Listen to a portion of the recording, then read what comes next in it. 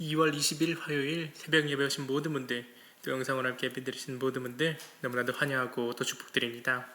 이 복된 예배의 시간에 저희가 또 함께 모였으니 마음을 다하여 정성을 다하여 주님께 이 첫 시간을 올려드리는 저와 성도님들 우리 모두가 될 수 있기를 소원합니다. 이 시간 찬송가 250장 구주의 십자가 보혈로, 찬송가 250장 구주의 십자가 보혈로 또 함께 찬송 드리도록 하겠습니다. 구주의 십자가 보혈로 죄 씻음 받기를 원하네. 내 죄를 씻으신 주 이름 찬송합시다. 찬송합시다. 찬송합시다. 내 죄를 씻으신 주 이름 찬송합시다. 죄악을 속하여 주신 주 내 속에 들어와 계시네. 십자가 앞에서 주 이름 찬송합시다. 찬송합시다. 찬송합시다. 내 죄를 씻으신 주 이름 찬송합시다. 주 앞에 흐르는 생명수 날 씻어 정하게 하시네. 내 기쁨 정성을 다하여 찬송합시다. 찬송합시다. 찬송합시다. 내 죄를 씻으신 주 이름 찬송합시다. 내 주께 회개한 영혼은 생명수 가운데 젖었네. 흠없고 순전한 주 이름 찬송합시다. 찬송합시다. 찬송합시다. 내 죄를 씻으신 주 이름 찬송합시다. 아멘. 찬송가 438장 내 영혼이 은총 입어. 찬송가 438장 내 영혼이 은총 입어 찬송 드리도록 하겠습니다. 내 영혼이 은총 입어 중한 죄짐 벗고 보니 슬픔 많은 이 세상도 천국으로 화하도다. 할렐루야 찬양하세. 내 모든 죄 사함 받고 주 예수와 동행하니 그 어디나 하늘나라. 주의 얼굴 뵙기 전에 멀리 뵈던 하늘나라 내 맘속에 이루어지니 날로 날로 가깝도다. 할렐루야 찬양하세. 내 모든 죄 사함 받고 주 예수와 동행하니 그 어디나 하늘나라. 높은 산이 거친 들이 초막이나 궁궐이나 내 주 예수 모신 곳이 그 어디나 하늘나라. 할렐루야 찬양하셈. 내 모든 죄 사함 받고 주 예수와 동행하니 그 어디나 하늘나라. 아멘. 다 같이 기도드리도록 하겠습니다. 참 좋으신 주님, 오늘 이렇게 새벽을 깨워 주님 전 앞에 나와 예배 드릴 수 있게 시간, 장소, 공간 모든 것들 허락해 주시면 너무나도 감사드립니다. 주님께서 이 시간 저희들 불러주셨사오니 저희가 주님의 이름을 부르짖으며 기도드릴 때 주님 그 기도에 응답하여 주시옵고 우리의 영육에 기름을 부어 주시옵소서. 이 시간, 이 예배, 이 기도, 이 찬양을 통해 하나님 아버지 저희들의 영육이 변화되는 그 역사를 경험할 수 있게 주님 허락하여 주시옵소서. 또한 사랑하는 하나님 아버지, 이 시간 주님께서 사랑하시는 성도님들의 기도 들어주셨고 응답하여 주시옵소서. 개인적인 문제로, 가정의 문제로, 사업의 문제로, 신앙의 문제로 개인이 가진 그 모든 문제들 온전히 주님 앞에 내려놓사오니 이 기도들 주님께서 주관하여 주셨고 그 위에 복의 복을 더하여 주시옵소서. 저희의 약함을 아시는 주님께서 저희가 기도한 그 모든 것들, 우리의 짐진 것들 주님 앞에 내려놓을 때 주님 그것이 짐이 아닌 주님의 능력을 얻는 통로로서 주님 능력 채워주실 줄 믿사오며 그것을 믿고 우리가 또 이 시간 나와서 또 기도 드리오니 주님 우리가 예배의 시간 이후 또 우리의 삶의 터전으로 향할 때 우리의 짐진 것들이 아닌 주님의 능력을 가득 채워 세상으로 나아가 한 영혼 구원하는 그 역사를 감당해 나가는 복음 전도자의 영혼 구원자의 사역을 감당해 나갈 수 있는 저희가 될 수 있도록 주님 함께하여 주시옵소서. 이 모든 기도 살아계신 주 예수 그리스도의 이름으로 기도드리옵나이다. 아멘. 봉독하실 성경 말씀 구약 성경 사무엘상 23장 1절에서 14절까지 말씀입니다. 구약 성경 448면에 있습니다. 봉독하실 성경 말씀 구약 성경 사무엘상 23장 1절에서 14절까지 말씀입니다. 봉독하겠습니다. 사람들이 다윗에게 전하여 이르되 보소서 블레셋 사람이 그 일날을 쳐서 그 타작마당을 탈취하니이다 하니 이에 다윗이 여호와께 묻자 이르되 내가 가서 이 블레셋 사람들을 치리이까. 여호와께서 다윗에게 이르시되 가서 블레셋 사람을 치고 그 일날을 구원하라 하시니 다윗의 사람들이 그에게 이르되 보소서 우리가 유다에 있기도 두렵거든 하물며 그 일라에 가서 블레셋 사람들의 군대를 치는 일이니까 한지라. 다윗이 여호와께 다시 묻자온데 여호와께서 대답하여 이르시되 일어나 그 일라로 내려가라. 내가 블레셋 사람들을 네 손에 넘기리라 하신지라. 다윗과 그 사람들이 그 일라로 가서 블레셋 사람들과 싸워 그들을 크게 쳐서 죽이고 그들의 가축을 끌어오니라. 다윗이 이와 같이 그 일라 주민을 구원하니라. 아히멜렉의 아들 아비아달이 그 일라 다윗에게로 도망할 때 손에 에봇을 가지고 내려왔더라. 다윗이 그 일라에 온 것을 어떤 사람이 사울에게 알림해 사울이 이르되 하나님이 그 애를 내 손에 넘기셨도다. 그가 문과 문 빗장이 있는 성읍에 들어갔으니 갇혔도다.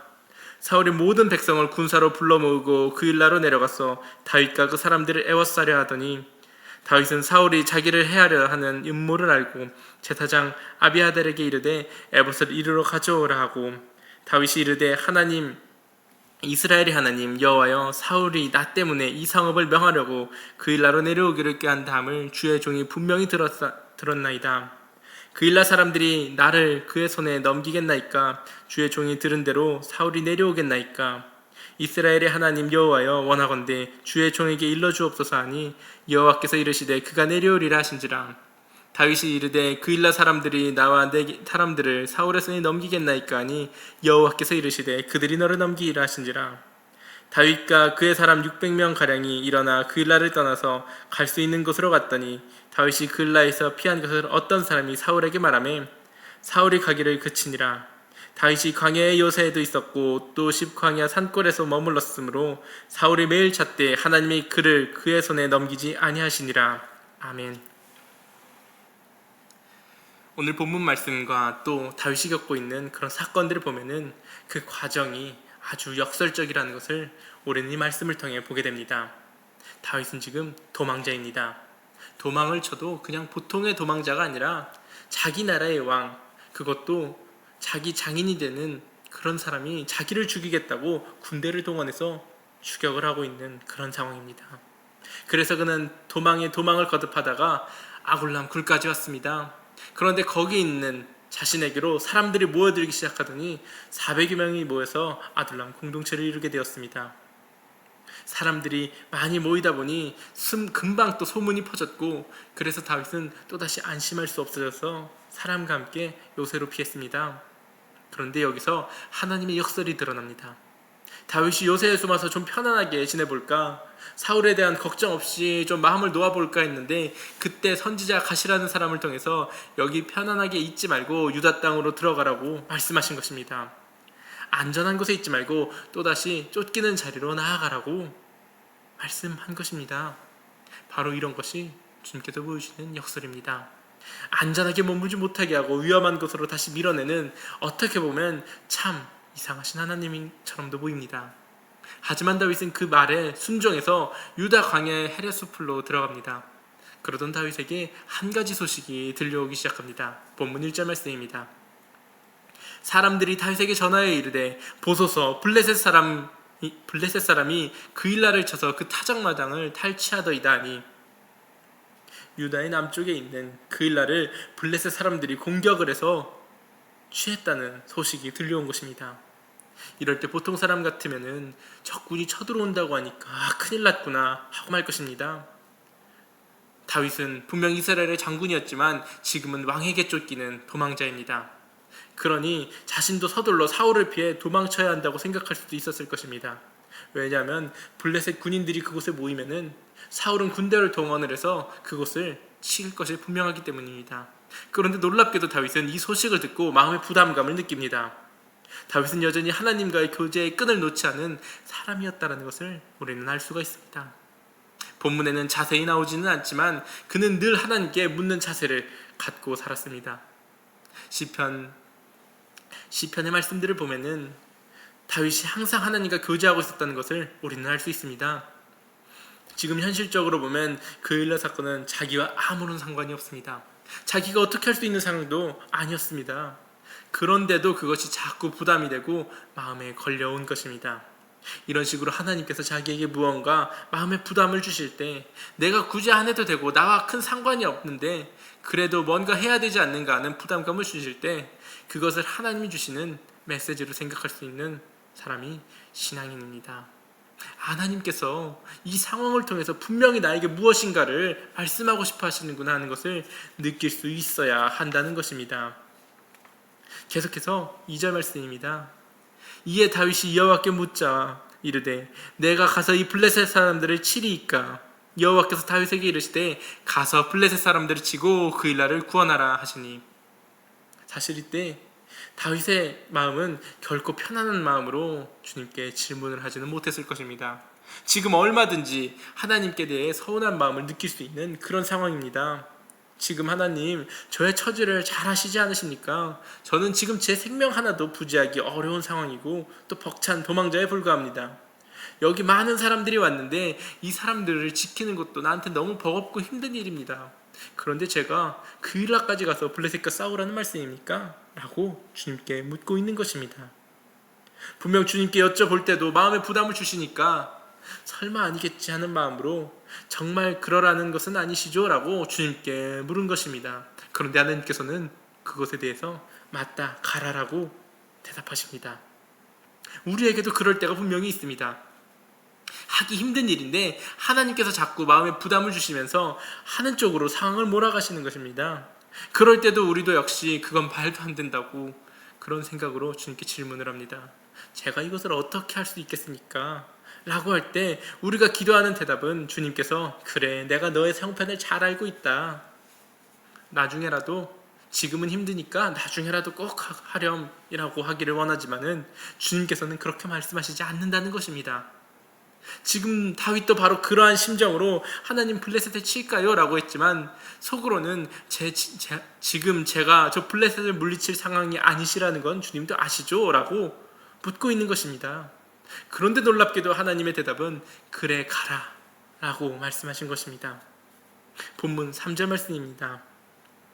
다윗의 사람들이 그에게 이르되 보소서 우리가 유다에 있기도 두렵거든 하물며 그일라에 가서 블레셋 사람들의 군대를 치는 일이리이까한지라. 우리는 여기서 하나님이 주시는 역설의 비밀을 볼 수가 있습니다.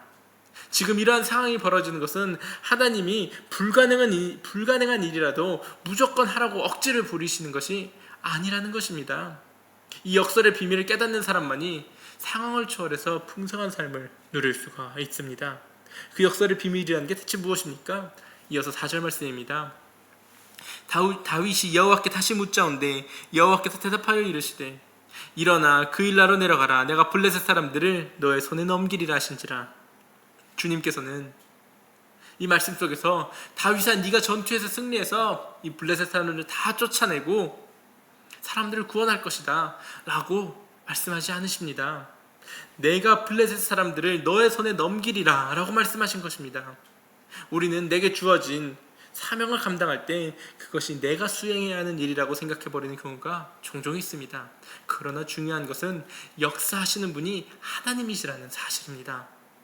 지금 돌아가는 상황을 보면 이건 전혀 말이 안 된다고 느낄 수 있습니다. 다윗도 지금 혼자는 아니지만 그와 그의 사람들은 다윗이 장군으로서 이스라엘에 있을 때 하는 장비도 사기도 똑같지가 않습니다. 나라에서 지원을 해주는 정예 군대로서는 블레셋을 얼마든지 물리칠 수 있는 다윗이었지만 지금 도망자 신세에 불과한 다윗의 입장에서는 블레셋의 정규군과 싸운다는 것은 현실적으로 말이 안 되는 일처럼 보입니다. 그러나 하나님이 역사하시면 상황은 완전히 달라집니다. 하나님의 말씀을 받을 때는 처음에는 조금 당황할 수 있습니다. 지금 이 상황이 어떻게 이런 일을 하라고 하시는 것입니까? 당황스러울 수 있습니다. 그러나 그 황당하고 말이 안 되는 말씀에 순종하고 결단하고 나아가기만 하면 놀라운 일이 우리에게 보여진다는 것입니다. 엄청난 변화가 일어날 수 있습니다. 바로 이것이 그리스도인의 역설의 비밀입니다. 우리가 늘 삶의 분주함에 쫓기면서 살아가다 보면은 그것은 그냥 살아가는 것입니다. 아무런 의미 없이 살아가는 것입니다. 아무런 영향을 미치지 못하고 살아가는 것입니다. 그냥 나 혼자 편하게 잘 먹고 잘 살고 그러다가는 아무런 의미가 없는 그런 쭉 살아가는 인생이 되어버립니다. 하나님의 관점으로 볼 때는 별 의미 없는 인생이라고 할 수 있는 것입니다. 그렇게 우리는 쫓기는 삶을 살면서 별 의미 없이 살다가 그렇게 살아갈 수밖에 없는 게 우리의 인생인데 하나님은 그런 우리의 인생을 의미 있게 만들어 주시려고 하십니다. 이 세상에서 끝나는 인생을 저 영원한 하늘나라의 가치를 가진 일로서 해서 상급을 쌓을 수 있도록 하나님의 일을 시키신다는 것입니다. 원래는 안 시키셔도 되고 시켜도 그것을 감당할 만한 능력이 없는 우리들인데 하나님께서는 우리에게 능력과 기회를 주시는 것입니다. 하나님은 결코 우리를 괴롭히기 위해서 그런 말도 안 되는 것처럼 보이는 그런 일들을 하라고 하시는 것이 아닙니다. 오히려 우리를 사랑하시기 때문에 우리가 잘 되기를 바라는 그런 마음으로 우리에게 명령하십니다. 이 세상의 삶이 끝나면 다 끝나버리는 일에만 그런 것들에만 몰두해가면 사는 별 볼 일 없는 그런 인생이 아니라 이 세상이 끝나도 영원히 계속되는 가치를 지는 일을 할 수 있도록 우리에게 기회와 능력을 주고 계시다는 것입니다. 그래서 때로는 우리의 마음에 부담도 주시고 헌신의 결단을 촉구하기도 하십니다. 우리가 세상을 떠날 때 가지고 갈 수 있는 것이 무엇이 있습니까? 사실 아무것도 없습니다.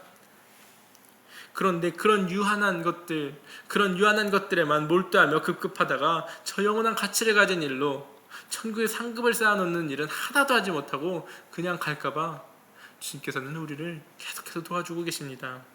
그러므로 하나님께서 우리에게 말도 안 되는 것 같은 말씀을 주시며 하라고 하실 때, 자꾸 마음에 부담을 주실 때, 우리에게 필요한 것은 머리로 생각하며 이거는 내가 할 수 없는 일 같습니다. 이건 아니지 않습니까? 라고 하는 것이 아니라 그럴 때 필요한 것은 믿음으로 결단하고 순종하며 나아가는 것입니다. 그렇다고 맹목적으로 무조건 하라는 것이 아닙니다. 주님이 주시는 것을 느끼고 깨달으라는 것입니다. 그렇게 순종할 때 엄청난 일들이 일어납니다. 상상도 하지 못했던 일들이 나를 통해 일어나는 것을 경험할 수 있게 되는 것입니다. 그러나 믿음의 결단과 순종은 결코 쉽게 되지가 않습니다. 극복해야 할 것들 여전히 많이 있습니다. 그 중에 특별히 문제로 느껴지는 것은 주변 사람들의 반대가 될 것입니다. 간신히 하나님의 말씀에 순종하겠다고 결단을 나는 내렸는데 내 주변 사람들, 그것도 가족과 같이 살아가는 사람들의 반대를 하는 경우가 생긴다는 것입니다. 오늘 본문 3절 말씀을 보면 다윗 역시 주변 사람들의 반대에 부딪힙니다. 이들은 다윗의 대적들이 아닙니다. 다윗과 공동체를 이루고 생명을 나누는 다윗의 사람들입니다. 누구보다도 다윗을 위하여 따르는 사람들입니다. 그런데 그들이 지금 반대하고 있습니다. 그들의 말을 가만히 들여보면 상당히 일리가 있습니다. 지금 이곳 유다에서도 가슴을 졸이며 살고 있는데 언제 사울이 쫓아올까 두려워서 가슴을 졸이며 살고 있는데 그일라에 가서 거기를 점령하고 있는 블레셋 군대와 맞서 싸운다는 것은 너무나도 위험하다는 것입니다. 이처럼 너무나 분명한 하나님의 명령과 역사하심에 감동이 되어서 자신의 잘못된 생각을 극복하고 또 하나님께 순종하며 나아가려고 할 때 주변 사람들의 반대는 일어날 수 있다는 것입니다. 그러나 하나님의 역사를 이루기 위해서는 이러한 장애도 뛰어넘을 수 있어야만 합니다. 그런데 이것이 다가 아닙니다. 가장 어려운 관문이 또 하나 남아 있습니다. 그것은 바로 아무리 그렇게 순종을 해도 결과가 좋지 않을 수 있다는 것입니다. 좋지 않은 결과가 찾아올 수 있다는 것입니다. 모든 것을 극복하고 순종한 결과가 아름다우면 너무나도 좋겠다마는, 그런데 자신의 잘못된 생각을 극복하고 주변 사람들의 반대까지도 물리치고 하나님의 말씀에 순종하며 나아갔는데 막상 그 결과는 아주 좋지 않는 경우가 있다는 것입니다. 아주 나쁠 때도 있다는 것입니다. 그래서 많은 사람들이 바로 이 점에서 크게 실망을 하고 무너지기도 합니다. 내가 이렇게 헌신하며 나아갔는데 하나님께서는 어떻게 안 해주시나, 어떻게 이렇게 해주실 수 있는가, 이건 말이 안 되는 것 같다. 그러나 그러한 것까지도 뛰어넘을 때 그제야 우리는 하나님의 역사의 비밀을 바라보게 되는 것입니다. 다윗은 스스로의 잘못된 생각을 깨고 부하들의 반대에도 블레셋으로부터 그일라를 구원해냅니다. 본문 5절 말씀입니다. 다윗과 그의 사람들이 그일라로 가서 블레셋 사람들과 싸워 그들을 크게 쳐서 죽이고 그들의 가축을 끌어오니라. 다윗이 이와 같이 그일라의 주민을 구원하였느니라. 지금 다윗이 그일라를 구원하였는데 그 과정을 보면 너무나도 훌륭하다는 것을 알 수 있습니다. 다윗은 먼저 그일라의 소식을 듣고 기도했습니다. 하나님, 제가 어떻게 해야 할까요? 그러자 하나님께서는 가서 싸우라, 그들을 구원해라 라고 말씀하셨습니다. 그랬더니 주변 사람들은 안 된다고 말합니다. 그때 다윗은 내가 이 무리의 리더니까 너희는 내 말을 따라야 돼 라고 한 것이 아니라 그들을 존중하면서 다시 한번 하나님께 여쭤봅니다. 하나님, 정말 가는 것입니까? 물론 자기도 조금 주저하는 마음이 있었을 수 있을 것입니다.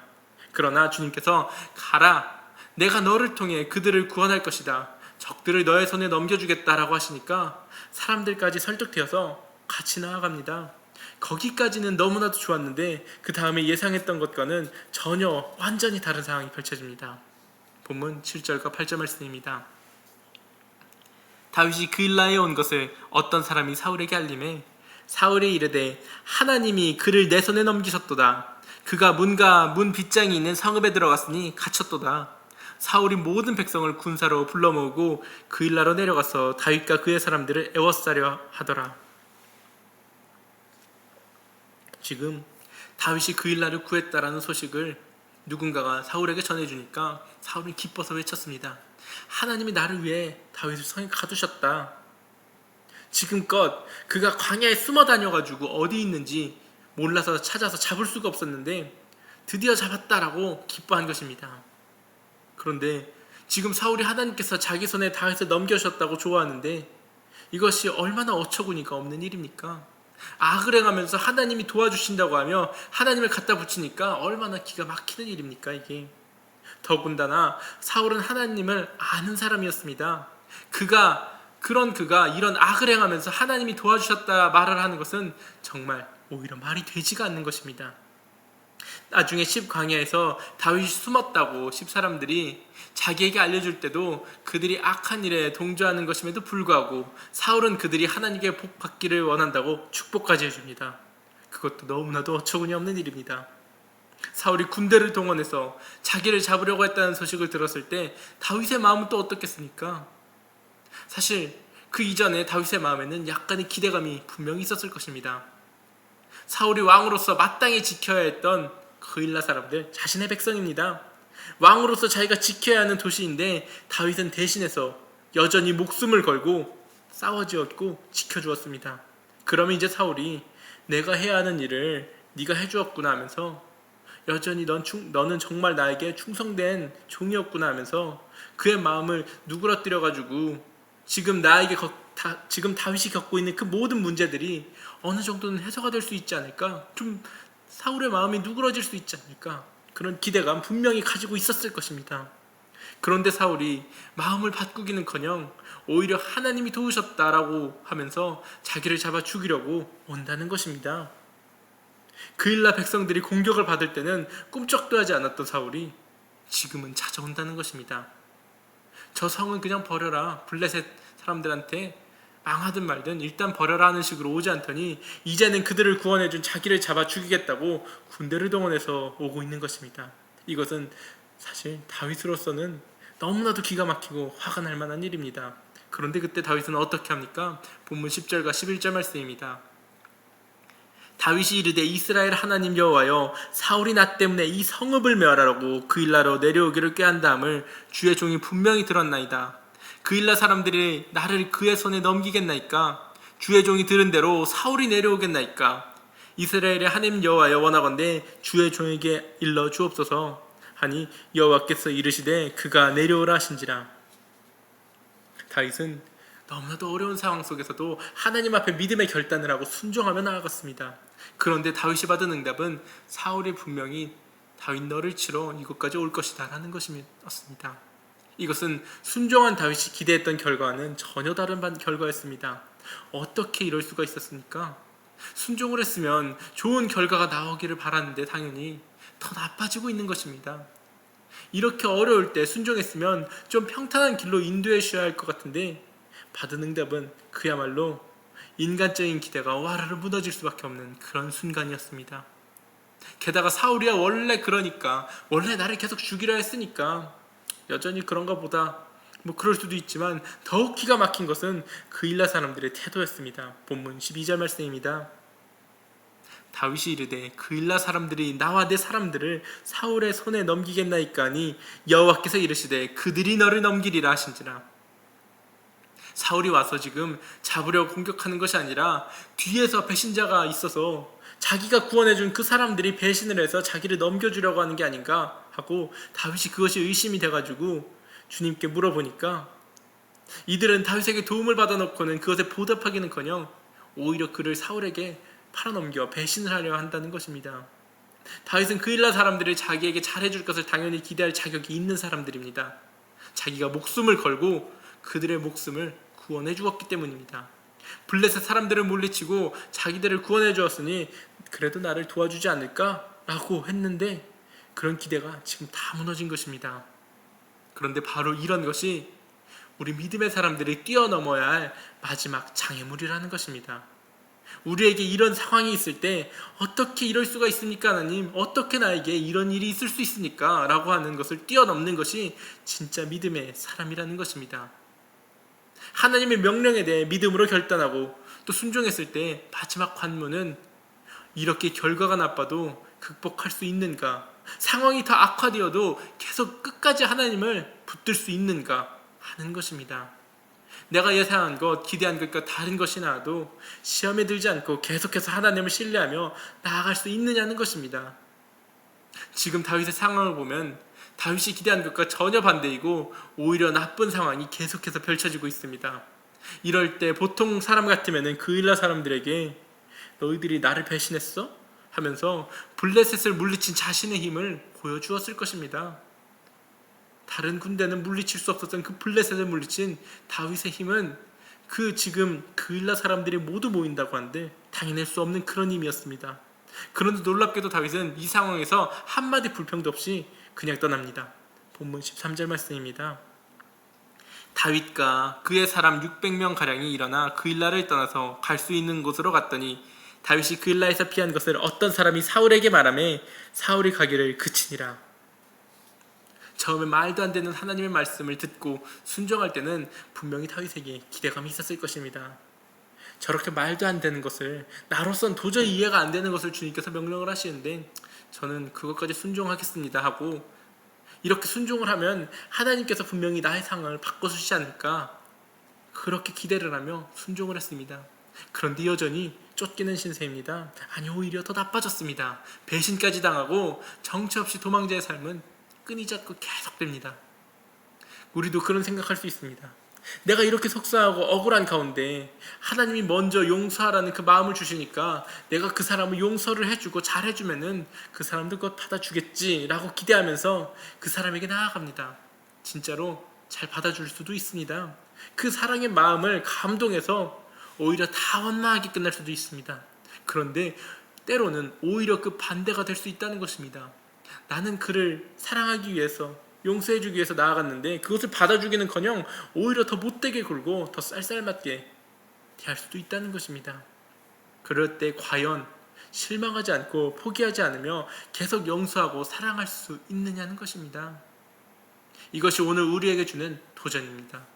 상황이 나의 기대와 반대로 흘러갈 때도 계속해서 하나님을 따라갈 수 있겠는가? 우리가 한 가지만 기억할 수 있으면서 계속해서 순종의 삶을 살며 하나님의 역설의 비밀을 누리는 축복을 체험하기 위해서는 이 한 가지, 나는 계속해서 하나님을 따라갈 수 있겠는가?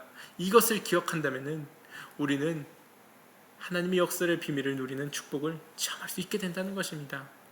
그것은 바로 하나님을 몰라줘도, 사람들은 몰라줘도 하나님께서는 모두 다 알고 계신다는 것입니다. 나는 항상 하나님 앞에 있다. 사람들이 비밀스럽게 한 것도 하나님께서는 다 알고 계시고, 내가 지금 당하고 있는 것도 하나님께서는 모두 다 알고 계신다 하는 그 사실, 하나님은 다 아신다는 그 사실입니다. 내가 어려운 결단과 헌신을 내려서 그것을 순종한 것에 대해서 사람들은 아무도 몰라줘도 하나님께서는 그것을 알아주십니다. 그것을 기억하고 나아가면 견딜 수 있게 되고 인내할 수 있게 되며 정말로 풍성한 삶을 살 수 있게 됩니다. 이전에 경험하지 못한 자유를 느끼고 평안함을 경험할 수 있게 된다는 것입니다. 사실 순종하며 나아가도 겉으로 보면 달라진 것이 전혀 없는 것처럼 보일 수 있습니다. 문제는 여전히 문제이고, 가난은 여전히 가난할 수 있고, 여전히 감정 때문에 힘들고, 여전히 죄의 유혹에 우리는 쫓기고, 여전히 답답하게 살아가는 것처럼 보일 수 있습니다. 그러나 똑같지가 않습니다. 겉으로는 비슷해 보여도 하나님의 명령에 순종하는 그 순간 모든 것은 이미 달라져 있습니다. 순종하기 전에는 쫓기는 사람이었지만 이제는 하나님의 부르심을 받는 사람이 된 것입니다. 쫓기는 상황을 회복시키는 역할을 위해 부름받은 사람이 된 것입니다. 눈에 보이는 것은 똑같아 보일지 몰라도 보이지 않는 하나님의 역사 속에서 엄청난 존재로 변화되어 가고 있는 것입니다. 물론 삶 속에서 문제와 갈등은 여전히 계속 되어가고 있습니다. 그러나 문제와 갈등에 쫓기는 사람이나 무너지는 사람이 아니라 그것을 해결할 수 있는 사람으로, 해결하는 사람으로 바뀐 것입니다. 이제는 가난에 쫓기는 사람이 아니라 가난을 해결하는 사람, 죄의 현실을 극복하기 위한 하나님의 역사에 쓰임받는 사람이 된 것입니다. 문제를 해결하는 기도의 사람으로 우리는 부름을 받게 되는 것입니다. 이 보이지 않는 엄청난 차이가 바로 하나님의 역설이 시작되는 순간이 됩니다. 이렇게 믿음으로 결단하고 순종해가며 나아가는 사람에게 주님께서 주시는 은혜가 있습니다. 사무엘상 23장 15절과 16절 말씀입니다.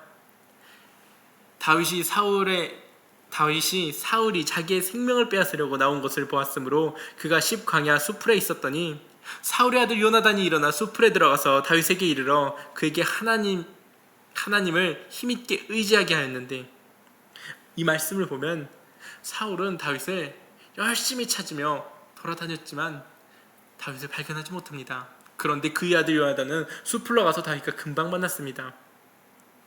다윗을 만난 요나단은 아주 힘든 상태인 다윗이 하나님을 힘있게 의지할 수 있도록 위로를 건네줍니다. 믿음으로 결단하고 순종하며 나아간 다윗에게 하나님은 믿음의 사람 요나단을 붙여주셔서 그를 통해 위로를 해주시는 것입니다. 이처럼 믿음의 결단과 순종으로 나아간 사람에게 하나님께서는 믿음의 동역자를 붙여주시고 힘을 주시며 위로해 주십니다. 우리가 정말 힘들어도 끝까지 믿음으로 나아가면 사람을 붙여주신다는 것입니다. 사람을 통해 우리를 위로해 주십니다. 사람을 통해 씁쓸함도 우리는 분명 맛보지만 이런 믿음의 동력자를 통해 위로를 주십니다. 그러나 그런 순간에도 마음을 뒤집는 일이 계속 일어날 수 있습니다. 이후에 사무엘상 23장 19절과 20절 말씀을 보면 10사람들이 다윗의 위치를 사울에게 밀고를 합니다. 그러면서 그들은 사울로부터 상을 받을 것을 기대하면서 사울에게 하첨을 떱니다. 그 일날 사람들의 배신에 고통을 당한 데 이어서 이제는 10사람들의 이런 기회주의적인 행동 때문에 다윗은 또다시 큰 마음의 상처를 받게 되는 것입니다. 이런 상황에서 다윗이 또 쓴 시가 있습니다. 바로 시편 54편 말씀입니다. 거기 보면은 여기도 표제가 달려 있습니다. 10사람이 사울에게 이르러 말하기를 다윗이 우리가 있는 곳에 숨지 아니하였나이까 하던 때라고 되어 있습니다. 바로 오늘 본문 이 시점에 다윗이 시편 54편 말씀을 썼다는 것입니다. 하나님이여 주의 이름으로 나를 구원하시고 주의 힘으로 나를 변호하소서. 하나님이여 내 기도를 들으시며 내 입의 말에 귀를 기울이소서. 낯선 자들이 일어나 나를 치고 포악한 자들이 나의 생명을 수색하며 하나님을 자기 앞에 두지 아니하였음이니이다. 셀라. 하나님은 나를 돕는 이시며 주께서는 내 생명을 붙들어 주시는 이시니이다. 주께서는 내 원수에게 악으로 갚으리시리니 주의 성실하심으로 그를 멸하소서. 내가 낙헌제로 주님께 제사하리이다. 여호와여 주의 이름에 감사하오리니 주의 이름이 선하심이니이다. 참으로 주께서는 모든 환난에서 나를 건지시고 내 원수가 보응받는 것을 내 눈이 똑똑히 보게 하셨나이다. 이 시편의 말씀을 보면 위기 상황에서 다윗의 심정이 너무나도 잘 느껴집니다. 그 일날 사람들의 배신에 이어서 10사람들의 이런 밀고가 이어지며 그 가운데 느낀 다윗의 심정이 지금 시편에 잘 드러나 있습니다. 10사람들의 밀고로 인하여 다윗은 큰 위기를 맞게 됩니다. 거의 잡혀 죽기 직전까지 가게 된 것입니다. 이때 다윗을 잡으러 오는 군인들은 그냥 군인들이 아닙니다. 지금으로 치면 특공대나 특수부대와 같은 특전사들입니다. 사람을 죽이는 훈련이 잘 되어 있는 아주 선별된 군인들입니다. 지금 사울의 군대가 다윗을 잡으러 오는데 이제는 정말 잡혀서 죽기 직전의 상황이 된 것입니다. 산 하나를 중심으로 다윗이 숨어있는 산 하나를 중심으로 이쪽으로는 사울의 군대가 가고 다윗과 그의 사람들은 산 저쪽으로 이렇게 도망을 치는데 거의 잡혀서 죽임을 당하기 직전의 상황이었습니다. 현실적으로 보면 이제 정말 도망갈 틈이 없는 그런 정말 끝에 도달한 상황이었습니다. 그런 꼼짝없이 잡혀서 죽게 될 상황에 놓인 것입니다. 그런데 바로 그때 놀라운 일이 벌어집니다. 사무엘상 23장 27절에서 29절 말씀입니다. 전령이 사울에게 와서 이르되 급히 오소서. 블레셋 사람들이 땅을 침노하였나이다. 이에 사울이 다윗 뒤쪽 길을 그치고 돌아와 블레셋 사람들을 치러 갔으므로 그곳을 셀라하는 곳이라 칭하니라. 다윗이 거기서 올라가서 엔게디옷에 머무니라. 지금 너무나 놀랍게도 다윗이 꼼짝없이 잡혀서 죽을 수밖에 없을 것만 같던 바로 그 순간에 사울에게 전령이 와서 블레셋의 군대가 쳐들어왔으니까 빨리 돌아오셔야 한다는 소식을 전합니다. 이것이 무슨 일입니까? 사울 입장에서는 다윗을 다 잡게 된 상황인데 하필 이때 블레셋이 쳐들어왔다고 합니다. 조금만 더 하면 다윗을 잡아 죽일 수 있었는데 이제는 조금도 지체할 수 없는 상황이 된 것입니다. 할 수 없이 다윗을 그냥 둔 채 블레셋과 싸우러 떠날 수밖에 없게 된 것입니다. 특히 가장 잘 싸우는 이 특전사들을 데리고 왔는데 강력한 블레셋과 싸워서 이기기 위해서는 그들을 다시 데리고 갈 수밖에 없습니다. 지금 블레셋이 쳐들어온 것은 다윗의 입장에서는 목숨을 보전하는 기적이 아닐 수가 없습니다. 게다가 이 전령이 조금만 늦게 왔었어도 다윗을 발견해서 큰 일이 벌어질 수도 있었는데 그 시간에 딱 도착을 한 것입니다. 어떻게 이렇게 정확한 시간에 이런 일이 일어날 수가 있는 것입니까? 하나님께서는 이런 극한의 위기 속에 다윗을 던지신 후에 극적인 도움을 받게 하심으로 하나님에 대한 굳센 믿음을 더하게 하셨습니다. 그리고 다윗과 함께하는 사람들도 또 어떻겠습니까? 정말 하나님이 우리를 도와주시는구나 하고 그들도 정말 하나님을 체험하게 된 것입니다. 그런데 지금 다윗과 함께하고 있는 600명의 사람들은 모두 억울하고 원통하고 한이 많은 그런 사람들입니다. 그러한 그들이 다윗에게 임하시는 하나님의 역사를 생생하게 체험하면서 그들도 믿음에 대해서 이제 배우게 된 것입니다. 이처럼 신앙의 사람들은 아무것도 없는 것 같으나 모든 것을 다 가진 사람들이라고 할 수 있습니다. 우리도 바로 그렇게 믿음의 결단과 순종을 하며 하나님을 따라가며 나아갈 때 이런 놀라운 하나님의 역사의 비밀을 체험하게 됩니다. 그러므로 이런 상황을 뛰어넘는 은혜를 체험하며 풍성한 삶을 살아가는 우리 모두가 될 수 있기를 저와 성도님들 함께 예배드리신 모든 분들의 삶이 될 수 있기를 주님의 이름으로 축복합니다. 주기도문으로 예배 마치도록 하겠습니다. 하늘에 계신 우리 아버지여, 이름이 거룩히 여김을 받으시오며 나라가 임하시오며 뜻이 하늘에서 이루어진 것 같이 땅에서도 이루어지이다. 오늘날 우리에게 일용할 양식을 주옵시고 우리가 우리에게 죄 지은 자를 사하여 준 것 같이 우리의 죄를 사하여 주옵시고 우리를 시험에 들게 하지 마옵시며 다만 악에서 구하옵소서. 대개 나라와 권세와 영광이 아버지께 영원히 있사옵나이다. 아멘.